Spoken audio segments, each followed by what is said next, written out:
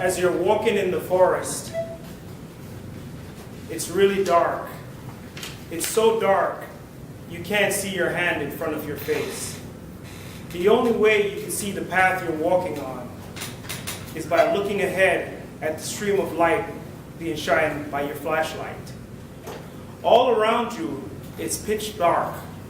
You can't see nothing on both sides. You can't see nothing above.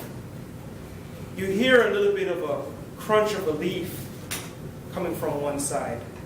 You hear the howl of a wolf somewhere in the distance. You think to yourself, if there's a wolf over there, what's that crunching sound over here? Am I walking close to a pond? Could that be an alligator over there, waiting to just grab me, bite me up, chew me up? Or could it just simply be a squirrel just hustling around trying to get a couple nuts in the middle of the night, a midnight snack perhaps? Fellow Toastmasters, distinguished guests, have you all been camping before? Yes. Yeah. Do you agree that it's very dark out there? Yes. Why do we go out there in the middle of the night when it's dark like that? Well, I'm here today to tell you something. As dangerous as it might seem, being out there in that dark, not knowing what's around the next corner, not being able to see your hand in front of your face. I don't know why you want to see your hand anywhere. Are you planning on slapping yourself, Jay? Why would we want to see our hand? My head? You don't need to see your hand because if you're eating something, guess what? You don't need to see where your hand is to feed yourself. So it could be pitch dark and you can still eat. I know. I've been in a power outage before in Jamaica and being able to eat my dinner with no problem being in the pitch dark. I may have ate something that wasn't a part of dinner. But that's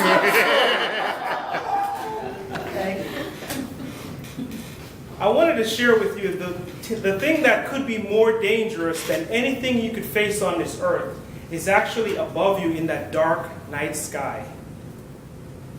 There are stars in the night sky, and when you're pitch dark, that's the perfect time to see it.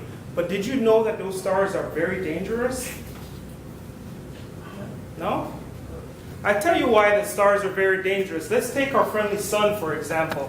The sun is 9,000 degrees Fahrenheit.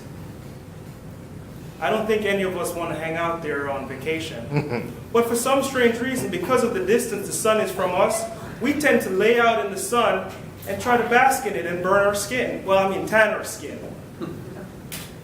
The sun, however, is not my favorite star. My favorite star is Betelgeuse. And I'll show you a picture of it right here. Is that Betelgeuse? Yep. Everybody knows Betelgeuse. Yes. Actually, that is not Betelgeuse that I'm talking about. The Betelgeuse I'm talking about is Betelgeuse, which is in the Orion constellation. If you look at Betelgeuse, the constellation is called Orion because it's described as a hunter. Because if you look at it, you can see you have two legs, you have a body, you have an arm raised up, and you have a bow in the other arm. Betelgeuse is that right shoulder. And in the winter and spring solstice, you're able to see Betelgeuse. You're able to see the Orion constellation in the night sky. So after the meeting tonight, if it's dark enough, you could go out there and see it, but I just stay away from the woods. So anyway, Betelgeuse is my favorite star because it's a supermassive star. And what that means is it's a very big star. How big is it? If that star was, if Betelgeuse was to replace the sun and be the star in the solar system, all of us would be dead right now. Because Betelgeuse is so large that it would take up the orbits of Mercury, Venus, the Earth, and also Mars. That's how big it is. When a star like Betelgeuse actually dies, it goes into an explosion known as a supernova. Now, Betelgeuse is scheduled to be in a supernova in the next 1,000,000 years. But what's amazing about that is that when I read on Wikipedia, Betelgeuse is actually 640 light years away. Does anybody here know what a light year is? A light year, Ed knows. A light year is the amount of time that a light particle travels, or a light wave travels in 1 year. And when I checked it out, it was 6 trillion miles. That's 6 followed by 12 zeros. So imagine a star like this. It's 640 light years away. The beauty of it that it could have gone supernova. The beauty of the situation is that we're looking at it now saying it could go into supernova in 1 million years. The truth of it is it could have already have gone supernova in 640 years ago. So what we're actually looking at is how Betelgeuse looked at in the past. We're looking at 640 years into the past. So that star may have already gone supernova. And what actually happens when a star like that goes supernova, we'll all know because in the middle of the night, it'll turn the sky bright enough as if it was daytime. When it goes into supernova, it explodes and releases its shell, and the inner shell collapses, and it goes into what's called a black hole. This is what a black hole looks like.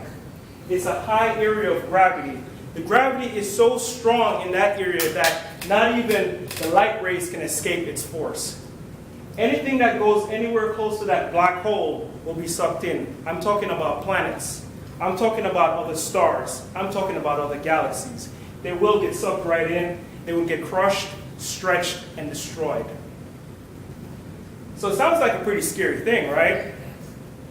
Now, when you think about it, a black hole is sitting around, floating around, taking in stars, taking in other planets.